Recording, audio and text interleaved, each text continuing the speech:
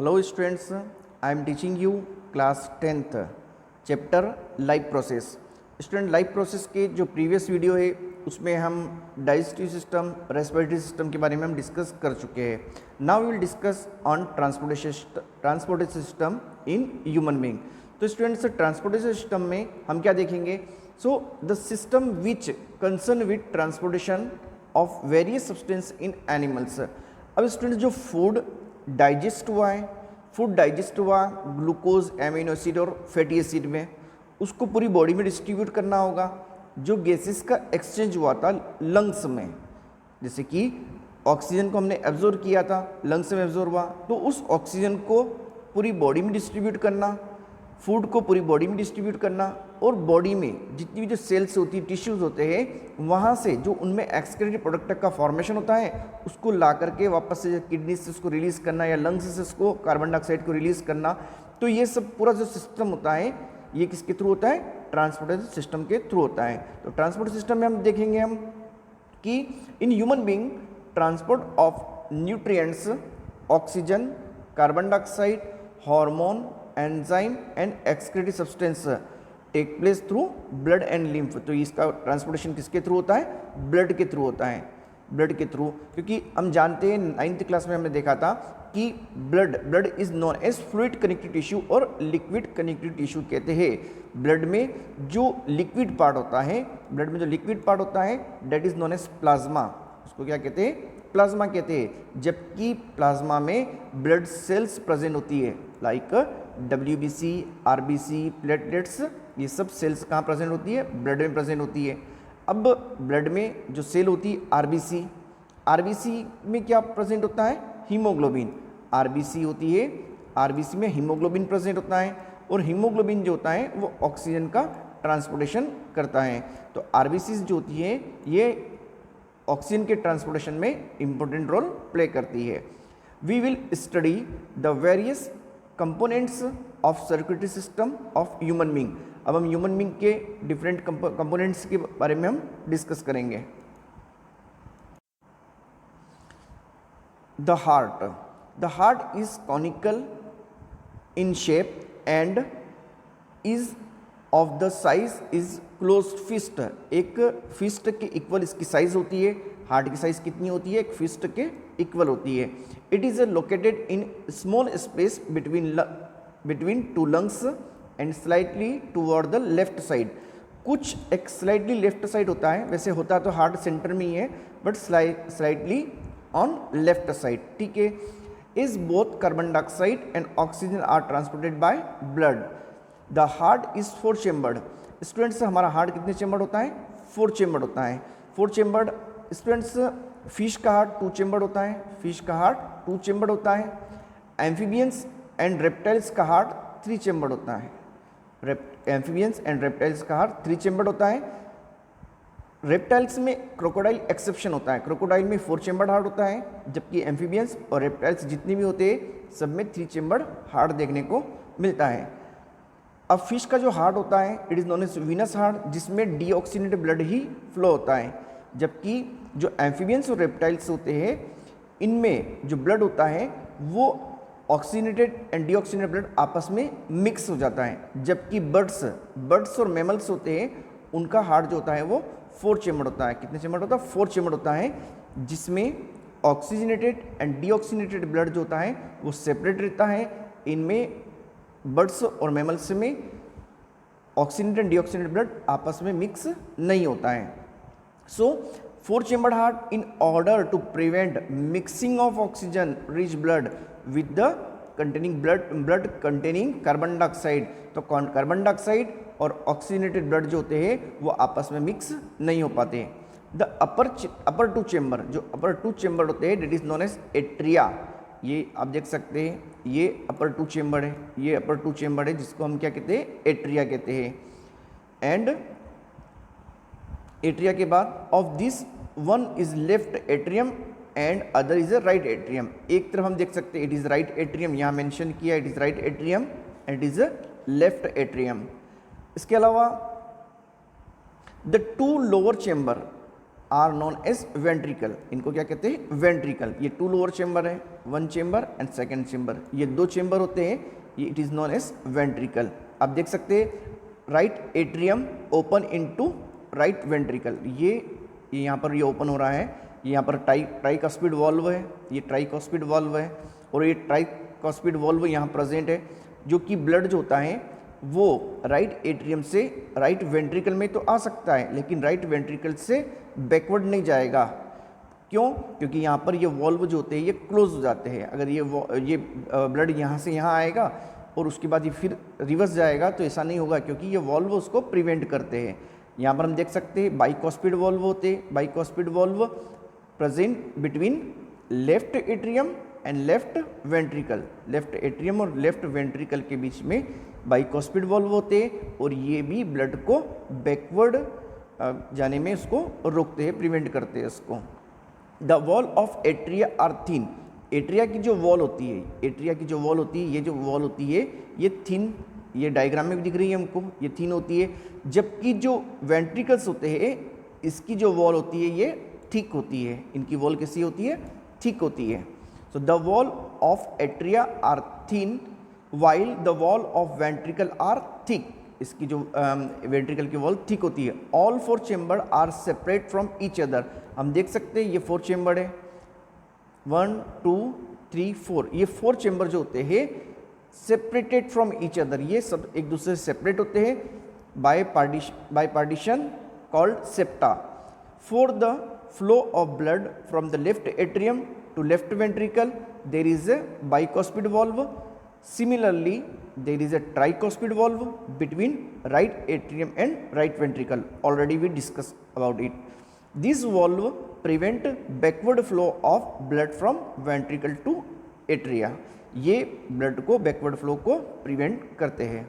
Now we will see transportation of blood की, blood का transportation किस चेम्बर से किस चेम्बर की तरफ जाता है। So entry of oxygen in blood through lungs,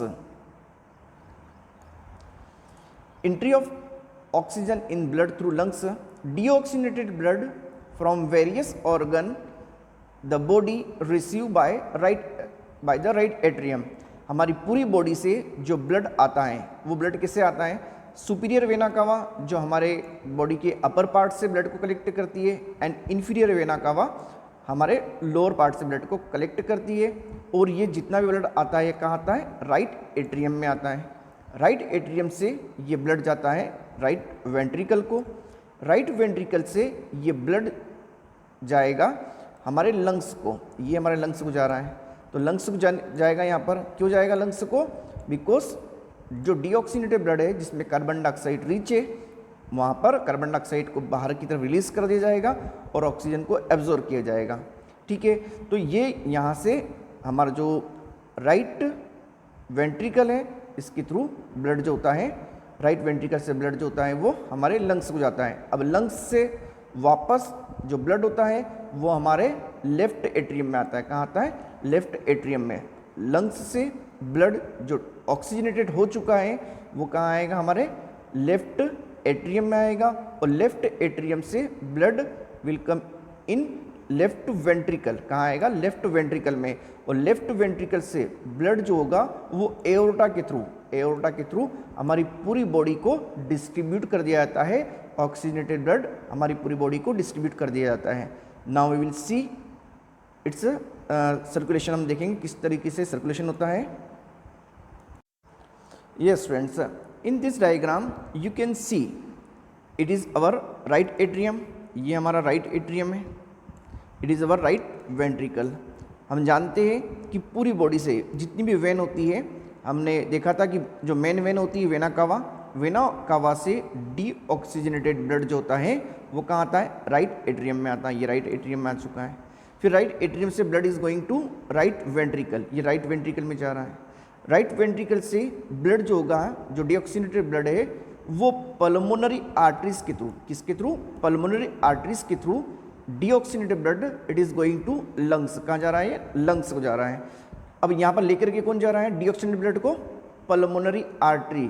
ये वर्ड ध्यान रखना है यहाँ पर, क्योंकि हम जानते हैं आर्टरी जो होती है हमारी पूरी बॉडी में ऑक्सीनेटेड ब्लड को डिस्ट्रीब्यूट करती है, लेकिन यहाँ पर pulmonary artery pulmonary word students we use for lungs, lungs के लिए हम पल्मोनरी वर्ड यूज़ करते हैं। तो पल्मोनरी आर्टरी में डीऑक्सीनेटेड ब्लड होता है और ये ब्लड जो होता है वो लंग्स को जाता है। लंग्स में जो डीऑक्सीनेटेड ब्लड है उसको ऑक्सीजनेटेड किया जाता है और लंग्स से बाय पल्मोनरी वेन, हम जानते हैं वेन जो होती है उसमें कौन सा ब्लड होता है, डीऑक्सीनेटेड ब्लड होता है, बट इन पल्मोनरी वेन जो होती है स्पेशली उसमें ऑक्सीजनेटेड ब्लड जो होता है वो प्रेजेंट होता है। और पल्मोनरी वेन ऑक्सीजनेटेड ब्लड को लेफ्ट एट्रियम में लाती है।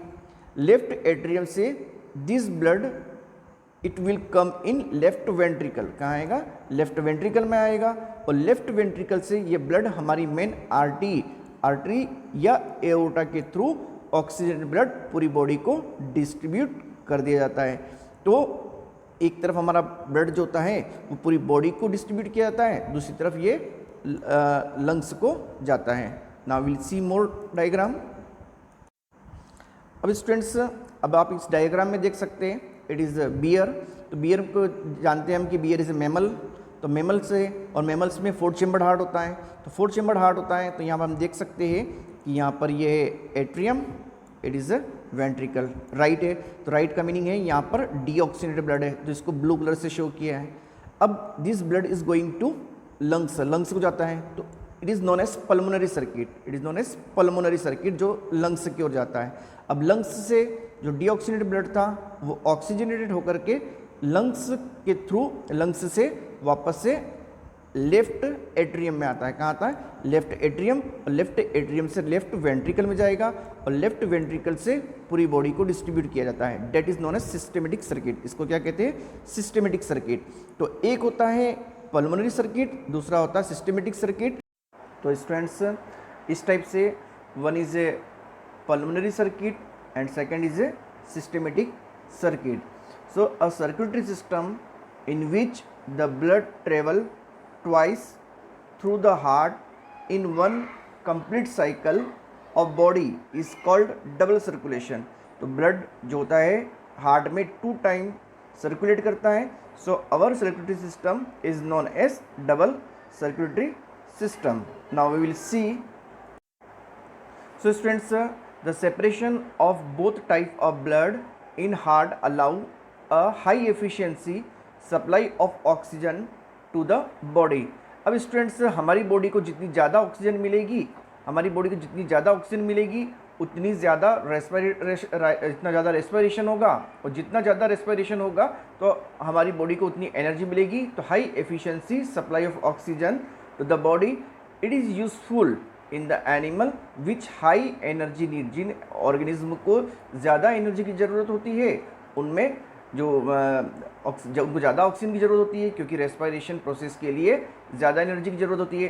क्योंकि बर्ड्स और मैमल्स जो होते हैं जैसे कि such as bird and mammals, तो बर्ड और मैमल्स ऐसे होते हैं जो वार्म ब्लडेड एनिमल होते हैं और वार्म ब्लडेड एनिमल को अपनी बॉडी के टेम्परेचर को मेंटेन करने के लिए ज़्यादा एनर्जी की ज़रूरत होती है। और ज़्यादा एनर्जी कहाँ से आती है, ज़्यादा एनर्जी आती है रेस्पिरेशन प्रोसेस से। So which constantly use energy to maintain their body temperature.